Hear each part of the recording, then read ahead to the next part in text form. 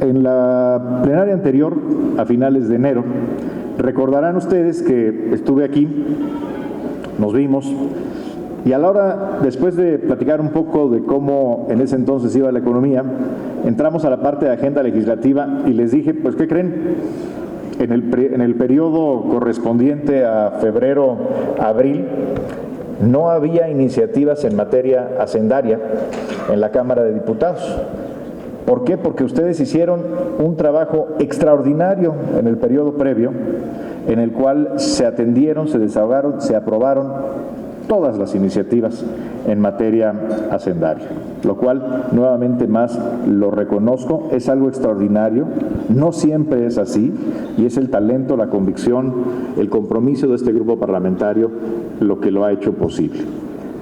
Pero también les dije que no iba a ser igual para el periodo de septiembre a diciembre. Y efectivamente, ahora, este será un periodo en el cual ustedes tendrán frente a sí una intensa agenda en materia hacendaria. Viene el paquete económico, viene la ley de ingresos, el presupuesto de egresos de la Federación, y distintas propuestas de modificación, de mejoras al marco normativo de la hacienda pública y diversas materias relacionadas con el desempeño de la economía mexicana. Vamos a hablar un poco de eso ahora en un momento, pero antes de entrar en la materia propiamente de la agenda legislativa, que estoy seguro que no solamente es una prioridad de la Secretaría de Hacienda, sino es una prioridad también de ustedes por lo que representa para el país, quiero hablar un poco del contexto internacional y de cómo está la economía mexicana. Efectivamente, decía bien Alfredo hace un minuto, estamos enfrentando un entorno muy complejo, un entorno internacional complejo, pero sin duda, ante este entorno, México está dando buenos resultados. Y esto es algo que no podemos ni debemos perder de vista, porque es muy fácil señalar las cifras que de repente no están conforme a las expectativas o que se pueden caracterizar como malas noticias, cuando es un hecho comprobable, objetivo, que la economía mexicana, a pesar de un entorno, créanme, muy complejo, está dando buenos resultados. Estamos creciendo con baja inflación, el crédito está creciendo, cada vez más barato, está disminuyendo el desempleo, se crean empleos formales, disminuye la informalidad, y todo esto a pesar de que se nos ha caído el precio del petróleo más de 2/3 partes y hemos tenido una depreciación del peso frente al dólar norteamericano de cerca del 50% en lo que va de la administración. Esto es un desempeño notable. Si se lo hubiéramos platicado a la gente hace 20 años, hace incluso 15 años, de cómo reaccionaría la economía mexicana ante este contexto internacional y que estos serían los resultados, simplemente pensarían que era imposible, que era casi una broma. Sin embargo, hoy, las diferentes acciones de política pública, la gran responsabilidad con la que el presidente está conduciendo la economía y la hacienda pública federal y las reformas transformadoras que están cambiando a México, lo quiero decir, están cambiando a México, hoy nos dan una plataforma distinta. Todos los cambios, cuando son genuinamente profundos, implican un alto grado de dificultad. Y el presidente actuó no solamente con responsabilidad, sino también con gran patriotismo cuando desde el primer día de su administración lo dijo con gran claridad. Dijo que él no venía a administrar, que él venía a transformar al país, a gobernar para lograr los cambios profundos, necesarios, que habían sido postergados durante muchos años. Eso, amigas y amigos, requiere valor. Requiere visión y requiere convicción. Y eso es lo que ha mostrado el presidente de la República. Muchos de los cambios, cuando son de verdad profundos, cuando son transformadores, al principio pueden incluso generar más costos que beneficios. Pueden generar resistencias, porque afectan intereses establecidos. Pero hoy ya podemos ver en los hechos, y hablaremos de esto en un momento, cómo estos cambios están ya transformando la economía de México, la economía de las familias mexicanas y sobre todo construyen un mejor futuro para nuestro país. Permítanme entrar en materia y hablemos primero un poco del entorno internacional. Comparto con ustedes dos datos. El primero, si vamos adelante por favor en la presentación, ¿se ven bien las láminas? Ahí atrás, ¿las ven bien? Bien. La primera lámina, la que tienen del lado izquierdo, muestra el comportamiento de los precios internacionales del petróleo. Vean ustedes cómo el precio del petróleo cayó básicamente en promedio 2/3 partes. Tuvimos muchos años donde vendíamos el barril de la mezcla mexicana de exportación, se vendía entre 90 y 100 dólares. Esto sin duda ya no es el caso. Lo vivimos el año pasado en la aprobación del presupuesto para este 2016 y este fenómeno ha continuado. Seguimos teniendo un precio del petróleo bajo. Y por otro lado, la plataforma de producción sigue declinando. Recordemos que México tuvo un extraordinario descubrimiento que fue el yacimiento de Cantarell en la sonda de Campeche, que llevó la producción de petróleo crudo a principios de la década pasada a niveles de alrededor de 3.3 millones de barriles diarios, pero este yacimiento prácticamente se ha agotado y la producción ha venido declinando. La reforma energética, conforme entra en vigor, se implementa, aparecen nuevos jugadores, nuevos productores de petróleo, habrá de revertir sin duda alguna esta tendencia. Pero para este año y para el año próximo vamos a tener una plataforma de producción baja. Esto implica, primero, que la industria petrolera está teniendo una contracción muy importante. Y esto lo saben quienes son representantes de los estados de Tabasco, de Campeche o de algunas zonas en Veracruz, por ejemplo, donde la economía asociada al petróleo está teniendo una contracción muy importante. Para todo el país, el petróleo representa alrededor del 5% de la economía. Esto quiere decir que el otro 95% de la economía no tiene que ver con el petróleo. Pero ese 5% está teniendo una contracción importante. Y no solamente tiene un efecto sobre la actividad económica petrolera, sino sobre las finanzas públicas. Lo que vamos a ver es que hemos reducido de manera muy importante nuestra dependencia de los ingresos petroleros. Pero este es un primer dato. Menos precio del petróleo, menos producción de petróleo representa un reto muy importante para el país. En segundo lugar, y decíamos a la siguiente lámina, por favor, de este dato se habla menos. Se discute menos en los medios, pero es igualmente importante. Tal vez incluso cuantitativamente es más importante. Esta gráfica que ustedes observan es el desempeño o la tasa de crecimiento de la industria manufacturera, de la industria en los Estados Unidos. ¿Por qué les comparto esta lámina de industria de los Estados Unidos? Porque el comportamiento de nuestra industria está estrechamente vinculado a la industria de los Estados Unidos. La variable que explica mejor el comportamiento de nuestras exportaciones es la industria en Estados Unidos. Recordemos, el 89% de nuestras exportaciones son manufacturas, no son materias primas, no es petróleo, no es minería, son manufacturas y tienen como destino principal a los Estados Unidos. Muchas de ellas son bienes intermedios de producción, por ejemplo son autopartes, componentes electrónicos, son cosas que se utilizan en esta gran plataforma de producción que hoy es América del Norte. Cuando tenemos una desaceleración o incluso contracción en la industria de Estados Unidos, pues lo que tenemos es una menor demanda por nuestros productos. Y si ustedes observan qué desempeño ha tenido la industria manufacturera de exportación, pues observan que está creciendo menos de lo que venía creciendo en años anteriores. Y la explicación la tienen ustedes en la pantalla. ¿Por qué? Porque la industria en Estados Unidos está creciendo mucho menos de lo esperado. Incluso en los últimos 3 trimestres ha tenido no un crecimiento, sino una contracción. Las barras en rojo muestran la expectativa de que venga una recuperación en los próximos trimestres, pero el desempeño reciente ha sido un desempeño negativo. Podemos, si les interesa, en la sección de preguntas y respuestas abundar un poco por qué la economía de Estados Unidos está teniendo esta situación. Entonces tenemos 2 datos fundamentales: caída del precio del petróleo caída de la actividad petrolera, menor demanda por nuestras exportaciones manufactureras y en un contexto además geopolítico de mucha incertidumbre. Ahí está, por ejemplo, el voto en el Reino Unido a finales de junio, el voto llamado Brexit, que generó pues, una gran incertidumbre en los mercados financieros, y así hacia adelante tenemos otros eventos de esa naturaleza. Adelante, por favor. Aquí lo que quiero destacarles es que a pesar de todo esto, la economía mexicana está creciendo. Está creciendo de manera estable, está creciendo más que el resto de las economías en América Latina. Y algo muy importante, que a veces no lo valoramos lo suficiente, está creciendo a partir de nuestras fortalezas internas. Y esto es algo que antes no ocurría.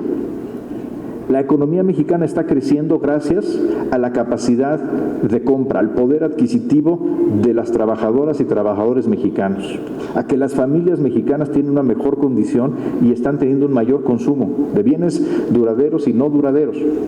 Vean ustedes estos datos. La economía mexicana está creciendo alrededor del 2.6, 2.5 en el último dato trimestral.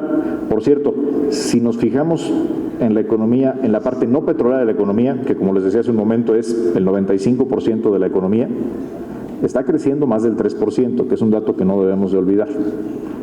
Pero cuando lo vemos por sectores, en los tres grandes sectores de la economía, el sector agropecuario está creciendo a una tasa del 3.8%, y el sector servicios, donde está incluido, por ejemplo, el comercio, está creciendo al 3.2%.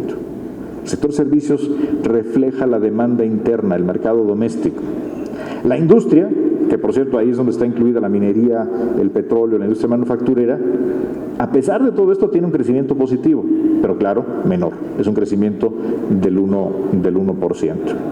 Entonces, este es un dato que quiero hacer mucho énfasis en él, porque a veces parecería que la economía mexicana no está creciendo, y que se dice, no, es que México, es que la economía mexicana no va para ningún lado, no crece. A ver, por supuesto no estamos creciendo a la tasa que nos gustaría crecer.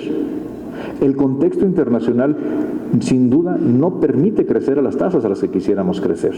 Pero dado ese contexto, México es uno de los países que está creciendo y está creciendo a partir de sus fortalezas internas. Vamos a la siguiente lámina. Vean aquí algunos datos. Entre enero y mayo el consumo privado está creciendo, es decir, el consumo de las familias mexicanas está creciendo a una tasa superior al crecimiento de la economía, 3.6% en términos reales. Y si vemos, por ejemplo, el dato que dan las tiendas de autoservicio, las tiendas departamentales agrupadas en la ANTAD, pues vemos unas cifras realmente notables. Miren este dato. Entre enero y julio, el crecimiento de las ventas a tiendas iguales, es decir, tiendas que ya tenían más de un año operando, por encima de la inflación fue del 4.8% anual. Este crecimiento es el mayor aumento que se tenga en registro en la historia de las ventas de las tiendas departamentales y de autoservicio. El mejor crecimiento en la historia. Y no son datos, por cierto, del gobierno, son datos que dan las propias cadenas comerciales agrupadas en la ANTAD. Entonces, esto quiere decir que si hay más ventas en las tiendas de autoservicio, en los supermercados, en las tiendas de conveniencia, en las tiendas departamentales, pues quiere decir que algo está pasando bien en la economía de las familias mexicanas, que tienen mayor capacidad de comprar, que tienen además mayor convicción para hacer compras. Vean ustedes el dato de las ventas de automóviles. ¿Por qué es importante automóviles? Porque una familia solamente se anima a comprar un vehículo nuevo cuando tiene la capacidad y cuando tiene la confianza para hacerlo, porque es una compra muy importante. Las ventas en julio de automóviles han crecido al 17.9% comparado con el mismo mes del año anterior. Esta es la mayor cantidad de autos que se hayan vendido en un mes de julio en la historia. Estos datos a veces se pierden en el debate público y escuchamos hablar de las cifras que sin duda también pueden ser negativas. Pero estos datos son contundentes y nos hablan que hoy el pilar fundamental del crecimiento de la economía mexicana es la economía de los consumidores. el que hay una mayor capacidad de compra de las familias mexicanas. ¿Y por qué? ¿Por qué las familias mexicanas tienen una mayor capacidad de compra? Les comparto aquí algunos elementos que explican esa demanda. Adelante, por favor. Primero, la creación de empleo. Y la creación de empleo formal.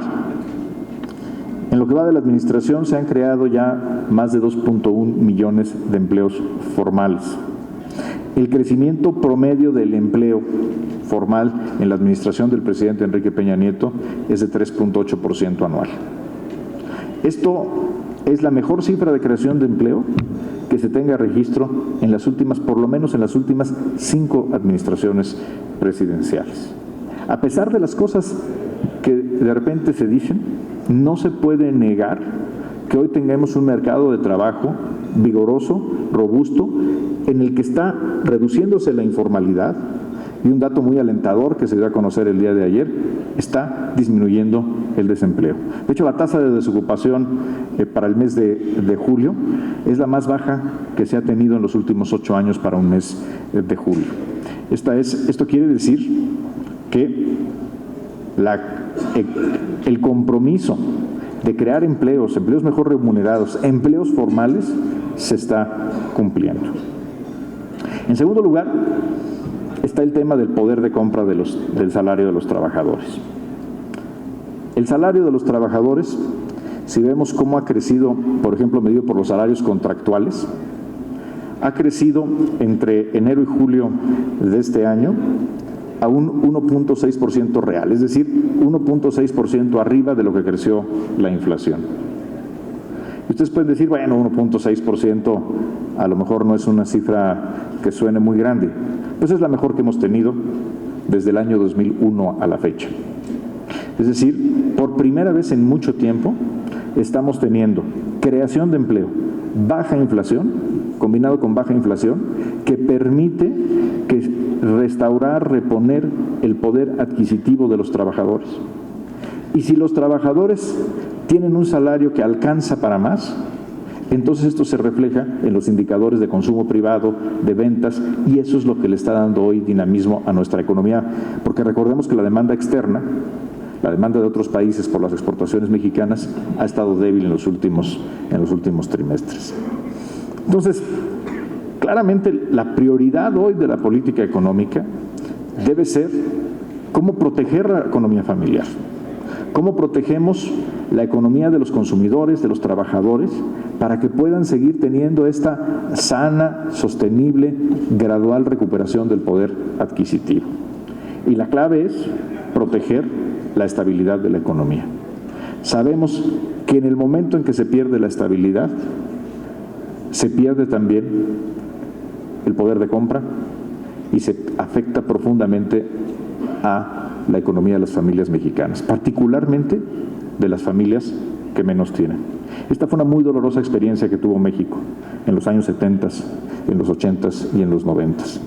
Hoy, por ello, la prioridad de la política económica del presidente Enrique Peña Nieto es proteger la estabilidad de la economía nacional, pero no como un fin en sí mismo, sino para proteger la economía de las familias mexicanas, empezando por aquellas de los que menos tienen, la economía de los trabajadores, la economía de la gente que todos los días sale a ganarse la vida con un esfuerzo y con un trabajo honesto.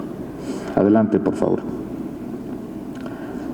Un elemento fundamental para explicar esta estabilidad, porque a pesar del entorno externo tenemos esta gran estabilidad, tiene que ver con la muy acelerada despetrolización, si me permiten el término, de las finanzas públicas. En un muy corto periodo de tiempo fuimos capaces de reducir nuestra dependencia de los ingresos petroleros. Vean ustedes la gráfica de la derecha. Apenas en 2012 los ingresos petroleros representaban el 39.4% de los ingresos totales. Estábamos enormemente expuestos a las consecuencias de una caída en el precio del petróleo. Afortunadamente, el presidente tuvo la visión y la valentía de proponer a tiempo una reforma hacendaria que ha permitido reducir de manera muy importante la dependencia de los ingresos petroleros. Hoy es gracias a esa reforma, y créanme que yo soy el primero como secretario de Hacienda en entender y haber vivido en carne propia que se trató de una reforma muy polémica, muy controversial, y que sin duda fue un acto de valentía del presidente y de los legisladores del Partido Revolucionario Institucional haber apoyado esta propuesta con una gran responsabilidad. Y hoy lo podemos decir, no solamente haberla aprobado con responsabilidad, sino afortunadamente haberla aprobado a tiempo. Porque gracias a esos ingresos, hoy la dependencia de los ingresos petroleros es de menos del 20%. El año pasado fue del 19.8%, para este año esperamos que no supere el 15, el 16%. Y sin embargo, la economía mexicana, a pesar de la caída del precio del petróleo, la economía mexicana sigue teniendo crecimiento con estabilidad. La reforma hacendaria, por cierto, no solamente está permitiendo recaudar más, está permitiendo reducir la informalidad. Por primera vez en 15 años tenemos reducciones en las tasas de informalidad. Está ampliando la base de contribuyentes, tenemos ya más de 14 millones de nuevos contribuyentes, este es un incremento ya cercano al 40% en el número de contribuyentes. Y algo muy importante, hubo una simplificación real para las empresas. ¿Recordarán ustedes el YETU? Las empresas tenían que llevar 2 contabilidades. Y cuando se propuso eliminar el YETU, nos decían, no, es que si eliminan el YETU van a perder recaudación. Afortunadamente eso no ha ocurrido, la recaudación ha crecido y hoy, particularmente para las empresas pequeñas y medianas, hay una menor carga administrativa porque ya no hay 2 impuestos que estar pagando por la misma actividad. Adelante. Otro elemento que está contribuyendo de forma importante al mercado interno, a la capacidad de las familias de tomar decisiones para comprar un vehículo, para comprar una vivienda o para las empresas hacer inversiones, es que hoy, objetivamente podemos decirlo, hay más crédito en la economía y el crédito es más barato. Y este fue también una de las reformas importantes, transformadoras, que impulsó el presidente Enrique Peña Nieto, la reforma financiera. Sin duda no fue la más conocida, tampoco la más controversial, no acaparaba las primeras planas como otras reformas estructurales, pero fue una reforma grande, profunda y hoy podemos decirlo claramente muy exitosa. El crédito está creciendo. Vean las tasas de crecimiento, por ejemplo, del crédito a las empresas. Están creciendo al 14,5%. Recordemos que la economía está creciendo al 2,5%. Es decir, el crédito a las empresas está creciendo casi 6 veces más que la economía. El crédito al consumo está creciendo al 11% y algo muy importante, el crédito a la vivienda está creciendo al 10%. Y está creciendo además a tasas más baratas. No solamente se trataba de que hubiera más crédito, sino que fuera más barato. Hay, por ejemplo, sectores donde los beneficios son evidentes. Por ejemplo, en el campo mexicano, con la transformación de lo que era la antigua Financiera Rural en la Financiera Nacional de Desarrollo, los programas de crédito a los pequeños productores, donde no se exige ya una garantía real, es decir, una garantía hipotecaria, la garantía ahora es la cosecha, y las tasas son de 7.5% para los pequeños productores y 6.5% si son pequeñas productoras, mujeres, es decir, la tasa es más barata para las mujeres porque pagan mejor. Y lo que estamos viendo es que ya tenemos más de 250,000 acreditados en este programa, de los cuales 3/4 partes nunca habían accedido al crédito, y les doy un dato que es muy alentador y que nos debe a todos motivar mucho. La cartera vencida de estos créditos, de estos pequeños créditos, es de menos del 2%. Y esto es posible gracias a la reforma financiera. Estamos viendo crecimiento del crédito en todo el país y está creciendo además de una manera muy sana. Los bancos mantienen niveles de cartera vencida bajos, altos niveles de reservas, capitalización y liquidez. Y esto también, insisto, es resultado de una de las reformas que impulsó el presidente de la República. Adelante, por favor. Déjeme referirme ahora a un tema que sin duda es de actualidad y de mucha controversia, y que sin duda va a ser uno de los grandes temas de debate en la discusión del paquete económico. El precio de los energéticos. Permítanme empezar con algo que no es un energético, pero que es fundamental para la economía de las empresas, de las pequeñas empresas, de las grandes y de las familias, que son las tarifas telefónicas. Gracias a una reforma impulsada por el presidente de la República, que promueve la competencia donde antes no la había, hoy la reducción en las tarifas de telefonía móvil en lo que va de la administración del presidente Enrique Peña Nieto es del 46.7%. Recordemos que en México además hay más de 100 millones de líneas de telefonía celular. Ya no es un artículo de lujo. Y hoy la telefonía móvil, insisto, vale la pena tener en mente el dato. Su costo se ha reducido 46.7%. ¿Por qué? Porque hay más competencia, hay más inversión, las empresas están ofreciendo mejores paquetes, mejores servicios, mejores tecnologías. Ese era el objetivo de esta reforma. Vamos a las tarifas eléctricas, porque de repente veo algunas notas en que dicen que subió el recibo de la luz. Es absolutamente falso. Para los consumidores, para la inmensa mayoría de los consumidores mexicanos, de las familias, el dato es el 98.7% de los hogares mexicanos, la tarifa de la luz no solo no ha subido, sino que ha venido disminuyendo consistentemente desde que se aprobó la reforma energética. Disminuyó 2% al inicio de este año, había disminuido 2% al inicio del año pasado. Si tomamos en cuenta el efecto de la inflación, esta es una disminución ya de 10% en términos reales del recibo de la luz que están pagando las familias mexicanas. Y esto se está logrando porque hemos tenido mejores costos en la Comisión Federal de Electricidad para la producción de energía eléctrica, en buena medida resultado de la reforma energética. Es cierto, para la industria, en los 2 meses recientes ha habido incrementos en las tarifas, particularmente las de alta tensión, pero aún la tarifa de alta tensión, que es la que paga la gran industria, sigue estando por 22% abajo de cuando empezó la administración. Así que no nos engañemos.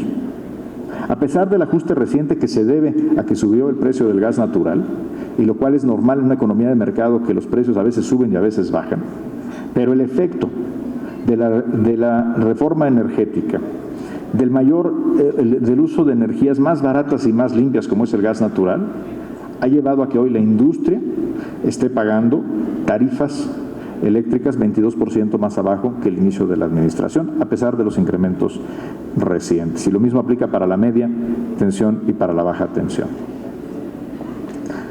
Otro dato que a veces escapa, resultado también de la implementación de la reforma energética, es el gas LP. La gasolina no la consume todo mundo. Ahorita vamos a hablar de las gasolinas. La gasolina es un consumidor directo solamente aquel que tiene un automóvil o que tiene un vehículo. El gas LP lo utilizan prácticamente todas las familias mexicanas, particularmente en las comunidades apartadas. Ustedes lo saben mejor que yo, es un artículo esencial, de primera necesidad. Gracias a la apertura del mercado de gas LP, a que se abrieron las importaciones de gas, bajó de manera muy importante el costo. Y el gobierno de la República acaba de tomar una decisión, por instrucción del presidente de la República, de disminuir el precio máximo que pueden cobrar las empresas gaseras al público para que ese menor costo de importación se refleje en los bolsillos mexicanos. Apenas hace 2 semanas, el costo del gas LP bajó en promedio en todo el país 10%. Este es un impacto muy importante para la economía de las familias mexicanas. Y a veces también nos fijamos en que hubo un incremento de 2 centavos a la gasolina el fin de semana pasado, se anunció, y se pierde de vista por completo que tenemos una reducción muy importante en un insumo, que ese sí lo utilizan todas las familias mexicanas y que es particularmente importante para las familias de menores recursos en las comunidades rurales, en las colonias populares. Gasolinas. En gasolinas, México está en una etapa de transición. Uno de los objetivos de la reforma energética es transformar el mercado de las gasolinas precisamente en eso, en un verdadero mercado, donde tengamos competencia, donde el precio ya no lo fije la autoridad, donde si hay una reducción en el precio internacional de la gasolina, se refleje en el bolsillo de los consumidores, y también donde si el costo de la gasolina crece, no se esté subsidiando el precio de la gasolina. ¿Por qué no subsidiar el precio de la gasolina? Dos razones importantes. Y esto va a ser materia, estoy seguro, de una amplia discusión en la Cámara de Diputados. ¿Por qué no subsidiar el precio de la gasolina? La primera, porque a diferencia del recibo de la luz, a diferencia del gas LP, las gasolinas las consumen fundamentalmente las personas de mayores ingresos en este país. Les comparto un dato. El 40% del consumo de gasolinas lo realiza el 10% con mayores ingresos de la población. El 70% del consumo de gasolinas lo realiza el 30% con mayores ingresos. Por lo tanto, cuando se hace, como se hizo en la administración pasada, a pesar de los constantes incrementos de la gasolina, se subsidiaba el precio de la gasolina. Hubo años en los que hubo subsidios que llegaban a los 150,000 millones de pesos. Se está en realidad subsidiando a los que más tienen. No es un subsidio progresivo. Si queremos apoyar a las familias que menos tienen, tenemos otros instrumentos de política pública mucho más eficaces, empezando por el gasto en salud, el gasto en educación y los programas sociales. El subsidio a la gasolina no es una forma de distribuir mejor el ingreso o la riqueza. Hay un segundo elemento por el cual el subsidio a la gasolina no es una buena política pública y tiene que ver con el medio ambiente. En los países donde se tienen artificialmente bajos precios de gasolina, se consume más gasolina.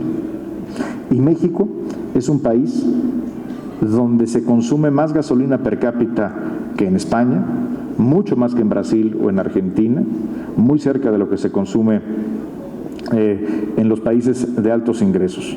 ¿Por qué? Porque hemos tenido durante décadas una cultura de precios subsidiados a la gasolina. Y esto genera congestión en las vías de comunicación, genera contaminación y por lo tanto tampoco es una buena política para el medio ambiente. Entonces se tomó una decisión fundamental de que a partir del 1 de enero de 2018 habríamos ya de transitar a un mercado de libre competencia en la producción, importación, almacenamiento, distribución y ventas de gasolinas. Y ahorita estamos en esa transición. El precio que fija la Secretaría de Hacienda ya no es el precio de la gasolina, es una sutileza tal vez, pero es el precio máximo de la gasolina. Y empezamos a ver de manera incipiente algunas empresas que han bajado, han experimentado con bajar un poco el precio de la gasolina. Empezamos ya a ver en algunos estados, el caso de Nuevo León es claro, donde empiezan a ver ya nuevas marcas gasolineras que ya no tienen la marca Pemex. Y esta competencia, a lo que le estamos apostando es que a la competencia finalmente tenga un beneficio sobre el consumidor. Exactamente como pasó en las telecomunicaciones, donde haber introducido competencia ha permitido una reducción muy importante del costo de la telefonía celular, de la telefonía fija, de la larga distancia. A lo mismo estamos apostando con esta transformación estructural de fondo. Aquí la pregunta, y este es un tema de calibración de la trayectoria, de cómo hacemos la transición, es si debemos esperar al 2018 para hacer la liberación o debemos adelantarla.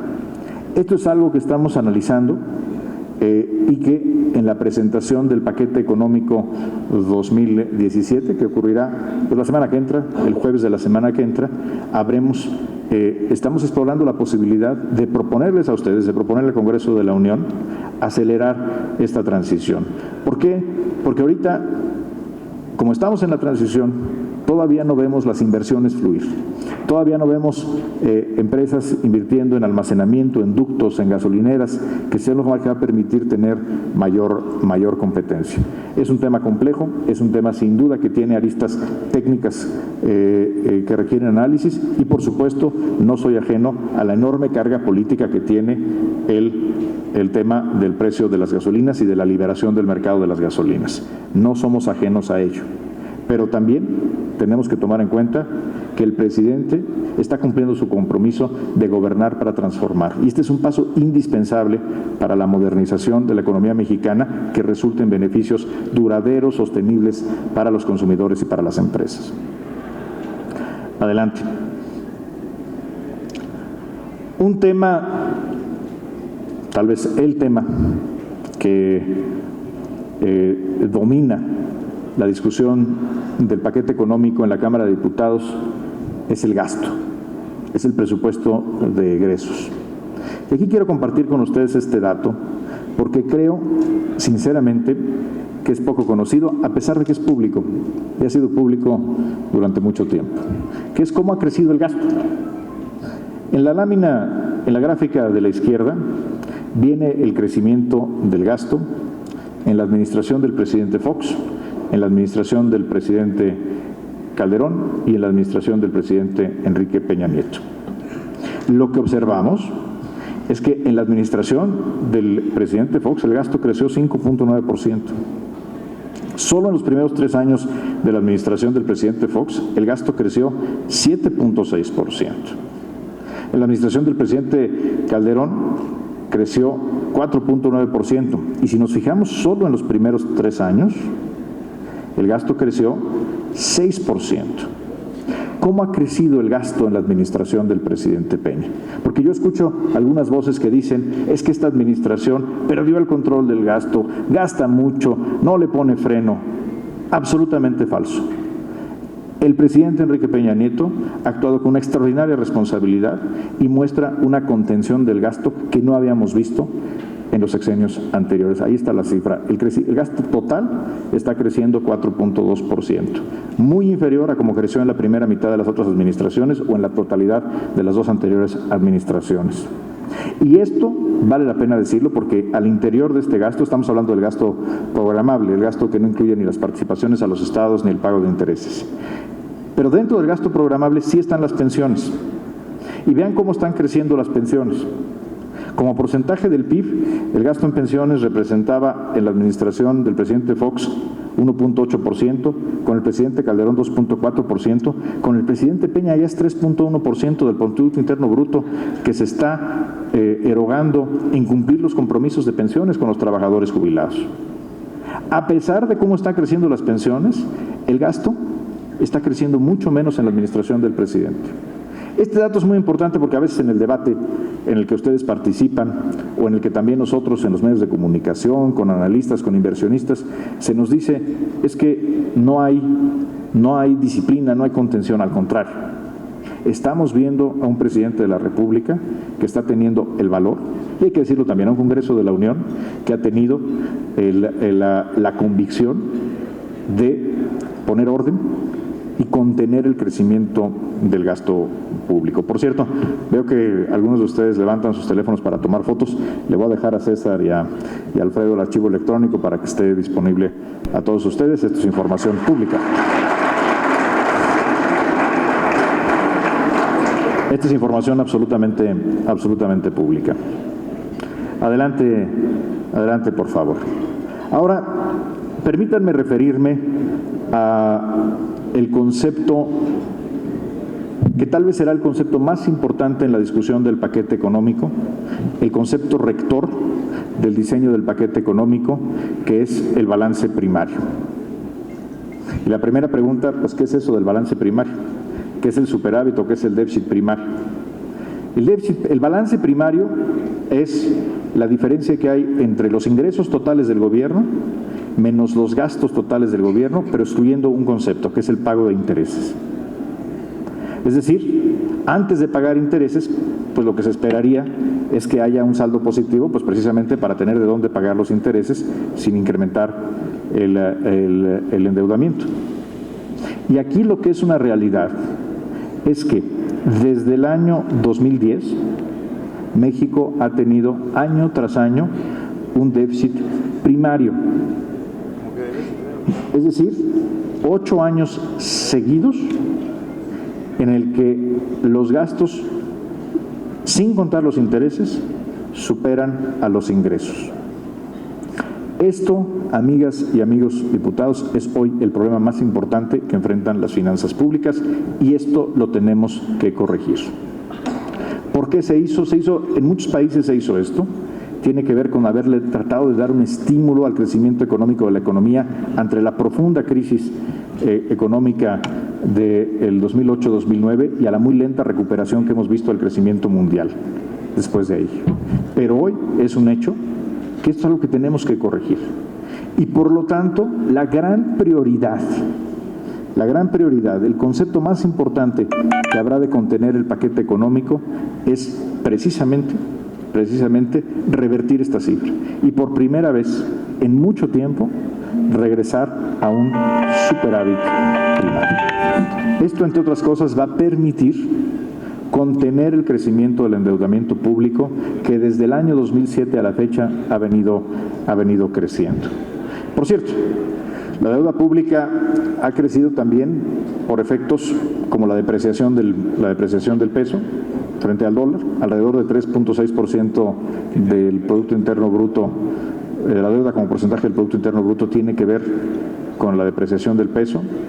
También tiene que ver con la reforma pensionaria, con ahora el apoyo que se le está dando por producto de la reforma energética a Pemex y a la CFE. Pero la explicación fundamental de por qué ha venido creciendo el endeudamiento público es porque hemos tenido un déficit primario ya por muchos años. Actuar con responsabilidad hoy, proteger la estabilidad del país y, repito, proteger la economía de las familias mexicanas es precisamente acabar con esta tendencia y regresar a un superávit. Con respecto a la deuda, déjenme decirles, México sigue siendo un país de bajo endeudamiento. Nuestra deuda como porcentaje del PIB sigue siendo baja cuando se le compara con países desarrollados, con países de la OECD o con los países de América Latina. Y déjenme hacer un comentario con respecto a lo que dijo la calificadora Standard & Poor's hace unos días. Primero, vale la pena ponerlo en contexto, porque lo que dijo Standard & Poor's es que si se cumplen las metas fiscales que ha anunciado el gobierno, no se va a modificar la calificación. Eso es esencialmente lo que dijo Standard & Poor's. Pero también dijo que si no se cumplen, se pone en riesgo la calidad crediticia y, por lo tanto, la capacidad del país de atraer capitales. Creo entonces que es un mensaje correcto y oportuno. Lo que quiere decir es que tenemos que seguir cumpliendo las metas que nosotros mismos propusimos en materia de responsabilidad hacendaria y particularmente corregir este problema que viene ya desde hace muchos años, que es el déficit primario. Adelante, por favor. Adelante. Pues ya acabamos. Gracias, Jerico, gracias. Déjenme hacerles un comentario antes de acabar. Gracias, Jorge y Jerico. Pero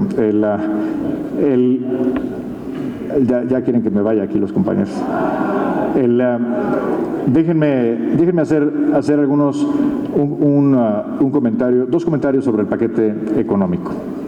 Primero, el paquete económico va a incluir diversas propuestas para simplificar el pago de impuestos a las pequeñas empresas, promover la inversión en ciencia y tecnología,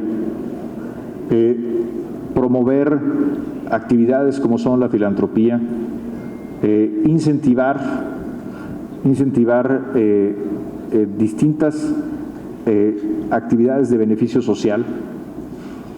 Y esto pues va a ser parte de la discusión del paquete. El paquete económico, hay que recordarlo, también es una buena oportunidad para mejorar nuestro marco tributario.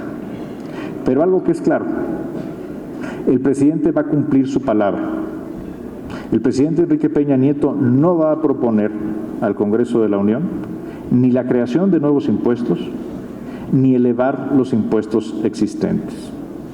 Este es un compromiso, es una palabra empeñada del presidente tras la aprobación de la reforma hacendaria y se va a cumplir. Por lo tanto, la meta de reducir el déficit público, regresar a un balance primario positivo, es decir, un superávit primario, se hará por la vía de la contención del gasto público. Y estoy seguro que esa tarea habrá de hacerse con gran responsabilidad, con gran amor por México, por las diputadas y los diputados de mi partido, en el que orgullosamente milito, que es el Partido Revolucionario Institucional. Muchas gracias.